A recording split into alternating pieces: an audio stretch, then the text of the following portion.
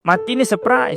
Ada kawan kita Ahad kondangan sinoman, isin kon mangan, kondangan kondang mangan. Hari Ahad kondangan, hari Isnin kena serangan jantung, meninggal. Muda lagi. Umur 59, baru lepas pencen. Kita kalau lepas pencen, kita kena buat exercise.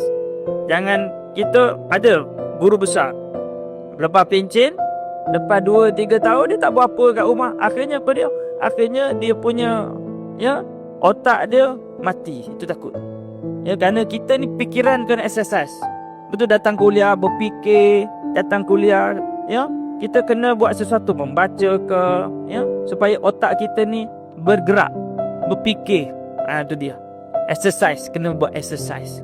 Ni habis pencen, ngopi. Nanti tengah hari makan hari-hari 2 orang. Nak masak lah, malas lah lewat, ya Allah. Tuku genah. Kan? Mangan ni orang sepira. Beli sepinggan, kongsi baiklah. Jadi sarapan, duha, dah sarapan.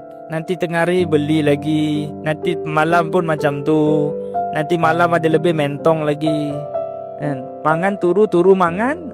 Habislah.